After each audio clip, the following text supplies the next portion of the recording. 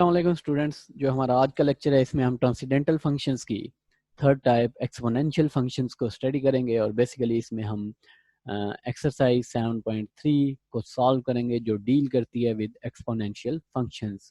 इस लेक्चर में हम एक्सपोनेंशियल फंक्शंस की डिफरेंट प्रॉपर्टीज़, डिफरेंट रूल्स और उसके बाद एक्सपोनेंशियल फंक्शंस की डेरिवेशन और इंटीग्रेशन परफॉर्म करेंगे और ये सारी चीज़ें सीखेंगे। तो सबसे पहले हम देखते हैं कि एक्सपोनेंशियल फंक्शन हमारे पास क्या होता है। कोई भी फंक्शन जो ई की पावर में आपके पास हो उसको आप एक्सपोनेंशियल फंक्शन कहते हैं। यहाँ पे y जो है वो एक एक्सपोनेंशियल फंक्शन है और अगर आपके पास ये फंक्शन हो, और इस चीज़ को हम पिछले लेक्चर्स में भी देख चुके हैं, तो ये आपके पास जो ग्राफ है ये एक्सपोनेंशियली ग्रो करता होता है और इस तरह से ये ग्राफ ग्रो करता है। इसका ग्रोथ रेट जो है वो बहुत ज़्यादा हाई होता है। जब भी कहा जाए कि किसी चीज़ का ग्रोथ रेट एक्सपोनेंशियल है तो इसका मतलब ये होता है कि ग्रोथ रेट बहुत ज़्यादा है। ओके, क्योंकि ई की पावर अगर आप ई आपके पास 2.71 होता था और इसकी पावर x है। अगर 2.71 x की वैल्यू अगर आपके पास 1 है तो ये 2.71 होगा, और उसके बाद अगर x की वैल्यू आपके पास 2 के इक्वल हो तो ये आपके पास एक लार्ज नंबर यहाँ पे आ जाएगा 5 के अराउंड या इससे भी बड़ा। और उसके बाद जब ये पावर आपके पास 3 के इक्वल चली जाएगी तो ये 20 या 20 से लार्जर कोई नंबर आपके पास आ जाएगा। तो इस तरह से ये ग्रोथ रेट जो है इस फंक्शन का बहुत ज़्यादा होता है। उसके बाद हम देखते हैं कि एक्सपोनेंशियल फंक्शंस की कुछ प्रॉपर्टीज़ को हम स्टडी कर लेते हैं। प्रॉपर्टीज़ हमारे पास एक्सपोनेंशियल फंक्शंस की ये हैं कि अगर आपके पास ई की पावर में नेचुरल लॉगरिथम हो तो नेचुरल लॉगरिथम बेसिकली एक्सपोनेंशियल का आपके पास इन्वर्स होता है, तो ये आपके पास जस्ट एक्स के इक्वल आ जाता है। तो ये काफ़ी ज़्यादा इंपॉर्टेंट प्रॉपर्टी है आपके पास, इसको आप एक्स की फॉर्म में लिख सकते हैं। इसी तरह अगर आपके पास नेचुरल लॉगरिथम ऑफ ई हो पावर एक्स, तो पावर जो है वो नीचे आ जाएगी और आपके पास ln ऑफ ई बचेगा, और ln ऑफ ई जो है आपके पास इक्वल्स टू 1 होता है। लास्ट लेक्चर में हम इस प्रॉपर्टी को स्टडी कर चुके हैं कि ln ऑफ ई आपके पास 1 के इक्वल होता है, तो ये आंसर आपके पास 1 के एक्स के इक्वल आ जाएगा। तो ln of e power x equals to x, और इसी तरह e power ln of x equals to x आपके पास होता है। ये दो इंपॉर्टेंट प्रॉपर्टीज़ हैं। उसके बाद हम जाते हैं डेरिवेटिव्स की तरफ के डेरिवेटिव्स जो हैं उनका क्या जनरल फार्मूला है एक्सपोनेंशियल फंक्शंस के डेरिवेटिव्स कैलकुलेट करने का। Let's say y equals to e power u हो अगर आपके पास, तो derivative of y with respect to x आपके पास आ जाएगा equals to exponential function as it is आपके पास आ जाएगा, और उसके बाद जो पावर थी उसका डेरिवेटिव आपके पास आ जाएगा। तो ये हमारे पास जनरल फार्मूला है एक्सपोनेंशियल फंक्शंस के डेरिवेटिव्स कैलकुलेट करने का। एग्जांपल लेट्स से हम कंसिडर करते हैं y equals to e power x square plus 3x। तो यहाँ पे जब हम डेरिवेटिव ऑफ y लेंगे विद रिस्पेक्ट टू x, तो सबसे पहले जो एक्सपोनेंशियल फंक्शन है वो एज इट इज़ आप लिख देंगे, और उसके बाद जो पावर थी उसका डेरिवेटिव आप फाइंड करेंगे विद रिस्पेक्ट टू x, यानी कि derivative of x square plus 3x with respect to x।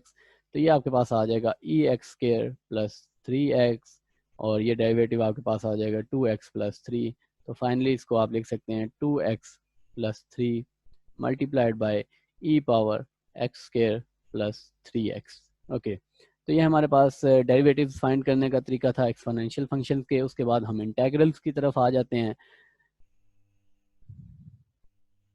Exponential function के इंटेग्रल्स किस तरह से सॉल्व किए जाते हैं। अगर आपके पास इंटेग्रल फाइंड आपने करना हो with respect to u of any exponential function e power u तो इसका आपके पास जनरल फार्मूला होता है e power u plus c, simple. और ये इंटेग्रल आपके पास आ जाएगा, ये जनरल फार्मूला है, आपने इसको जहन में रखना है।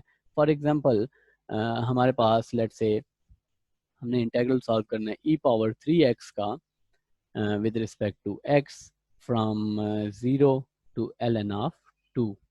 यहाँ पे सबसे पहले हम ये करेंगे कि 3x को लेट से आप u के इक्वल सपोज कर लें, और उसके बाद जब आप with respect to x derivative लेंगे यानी कि d by d x of 3x equals to d u by d x, तो यहाँ से आपके पास 3 equals to d u over d x आ जाएगा।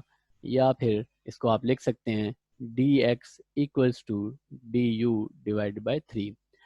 ओके, इक्वेशन ए और इक्वेशन बी को हम यूज़ करते हैं इन इक्वेशन 1।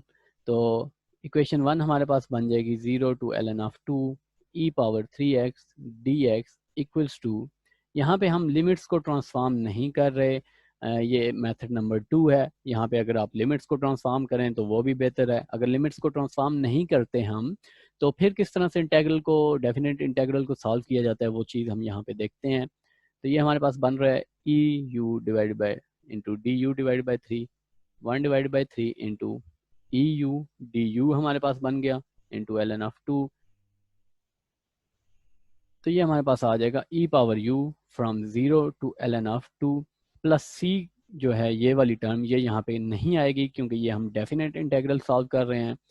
और ये हमारे पास आ चुका है 1/3 e power u from 0 to l n of 2।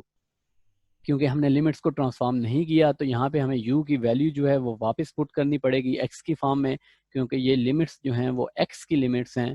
तो x की टर्म में हम फंक्शन को कंपोज करने के बाद ही ये लिमिट्स यूज़ करेंगे। तो ये हमारे पास आ जाएगा e power ln of 3 into ln of 2 minus e power 3 into 0 और 1 डिवाइडेड बाई 3 इंटू, इसको हम लिख सकते हैं इक्वली, हम लिख सकते हैं e power ln of 2 whole power 3 minus e power 0। Okay, तो ये हमारे पास बन जाएगा 1 divide by 3 e power ln of 2। ये हमने देखा था कि अगर e power ln of x हमारे पास इक्वल हो तो ये इक्वल्स टू होता है x के। तो यहाँ पे ये फंक्शन हमारे पास 2 के इक्वल आ जाएगा पावर 3 माइनस e पावर 0। किसी भी चीज़ की पावर 0 हो तो वो आपके पास 1 के इक्वल होता है। तो ये आ जाएगा 1 डिवाइड बाई 3 इंटू 8 माइनस 1 और फाइनल आपका आंसर आ जाएगा 7 डिवाइड बाई 3 के इक्वल। उसके बाद प्रैक्टिस के लिए जो हमने एक्सरसाइज सॉल्व करनी है वो है एक्सरसाइज नंबर 7.3। और 7.3 के क्वेश्चंस जो हमने सॉल्व करने हैं वो हैं question number 1 to question number 62। इन क्वेश्चंस में बेसिकली हमने लॉगरिथमिक फंक्शंस के जो प्रॉपर्टीज हैं उनको यूज़ करके हमने क्वेश्चंस को सिंप्लीफाई करना है, प्लस डेरिवेटिव्स और इंटेग्रल्स के क्वेश्चंस हैं हमारे पास। तो सबसे पहले हम क्वेश्चन नंबर 8 को देखते हैं। क्वेश्चन नंबर 8 है हमारे पास solve for the value of y, और क्वेश्चन हमें गिवन है ln of 1 minus 2y equals to t। Okay, यहाँ से हमने y की वैल्यू जो है वो फाइंड करनी है। तो सबसे पहले हम ये करते हैं कि इस क्वेश्चन को दोनों साइड्स को हम e की पावर में ले जाते हैं, यानी कि 1 minus 2y equals to e power t। और उसके बाद यहाँ पे हम प्रॉपर्टी यूज़ करेंगे e power ln of x equals to x की प्रॉपर्टी यूज़ करें अगर हम, तो ये आपके पास टर्म बन जाएगी 1 minus 2y equals to e power t। और यहाँ से आपके पास y की जो वैल्यू है वो आ जाएगी e power t, sorry 1 minus e power t divided by 2 के इक्वल, ये आपका आंसर आ जाएगा। इसी तरह से क्वेश्चन नंबर 12 है हमारे पास, जिसमें हमने k की वैल्यू फाइंड करनी है, solve for the value of k। और क्वेश्चन हमें गिवन है e power ln of 0.8 multiplied by k equals to 0.8। Okay, यहाँ पे अगर आपको एक सिंपल सी प्रॉपर्टी अलजेब्रिक फंक्शंस की एक प्रॉपर्टी याद हो, तो अगर आपके पास 4 पावर 2 मल्टीप्लाई बाय 3 हो तो इसको आप लिख सकते हैं 4 पावर 6, या फिर आप इसको लिख सकते हैं 4 पावर 2 होल पावर 3। इसका मतलब ये है कि 4 की पावर 2 और ये पावर्स की पावर जो आपके पास होती है ये सिंपली मल्टीप्लाई होती हैं। तो इस रूल को यूज़ करते हुए हम ln of e power ln of 0.8 को लिख सकते हैं होल पावर k की फॉर्म में इक्वल्स टू 0.8। यहाँ पे हम वापस यही प्रॉपर्टी यूज़ करेंगे, और ये प्रॉपर्टी जब आप यूज़ करेंगे तो आपके पास आंसर आ जाएगा 0.8 power k equals to 0.8 power 1। तो जब आपके पास बेसिस सेम है, यहाँ पे बेसिस जो हैं वो 0.8 हैं, बेसिस क्योंकि सेम है तो बेसिस को आप कैंसिल करके k इक्वल्स टू 1 लिख सकते हैं, पावर्स को आपस में कंपेयर कर सकते हैं। तो यहाँ से आपके पास k इक्वल्स टू 1 आ जाएगा। और उसके बाद हमारे पास डेरिवेटिव्स के क्वेश्चन है, क्वेश्चन नंबर 31 है हमारे पास, और इसमें हमने डेरिवेटिव फाइंड करना है y equals to ln of e power theta divided by 1 plus e power theta, और dy divided by d theta जो है हमारे पास आ जाएगा equals to d by d theta of e power theta into 1 plus e power theta natural log. तो natural log है क्योंकि, तो सबसे पहले फंक्शन हमारे पास डिनोमिनेटर में आ जाएगा e power theta plus 1 divide by e power theta, और उसके बाद जो फंक्शन है उसका डेरिवेटिव हमारे पास आ जाएगा।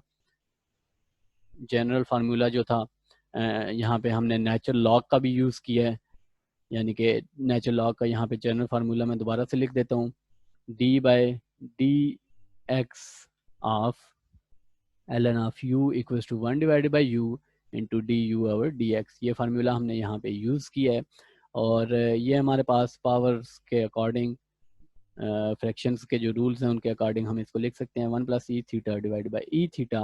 और उसके बाद यहाँ पे इसका डेरिवेटिव फाइंड करने के लिए हम कोशेंट रूल यूज़ करेंगे, which is 1 plus e theta whole square into 1 plus e theta d by d theta of e theta minus e theta d by d theta of 1 plus e theta. और इसको आप simplify करके देख सकते हैं, ये आपके पास आंसर आ जाएगा equals to 1 plus e theta और 1 प्लस ई थीटा की होल स्क्वायर, ये तो आपस में टर्म्स दोनों कैंसिल हो जाएंगी, और यहाँ से आपके पास आ जाएगा 1 divided by e theta into 1 plus e theta, और ऊपर आपके पास आ जाएगा 1 plus e theta minus e theta into E theta. E theta आप यहाँ से कॉमन ले सकते हैं ऊपर वाली टर्म से, और जब आप ऊपर वाली टर्म से ई पावर थीटा कॉमन लेंगे तो आपके पास बचेगा 1 plus e theta minus e theta divided by 1 plus e theta. E theta आपस में कैंसिल हो जाएंगे, और यहाँ पे प्लस और माइनस की वजह से भी ये कैंसिल हो जाएंगे, और आपके पास जो फाइनल आंसर आएगा वो आएगा 1 plus 1 divided by e theta. तो ये हमारे पास d y over d theta का आंसर आ जाएगा। और उसके बाद हमारे पास क्वेश्चन नंबर 47 है। क्वेश्चन नंबर 47 बेसिकली इंटेग्रल से डील करता है, which says to find the integral of e power x divided by 2 with respect to x in the limits ln divided by 4 to ln of 9। Okay, तो यहाँ पे सबसे पहले हम suppose करेंगे u equals to x divided by 2, substitution method हम use कर रहे हैं, तो d u over d x हमारे पास आ जाएगा इक्वल्स टू 1 डिवाइडेड बाई 2, और यहाँ से डी एक्स आपके पास आ जाएगा d x equals to 2 into d you.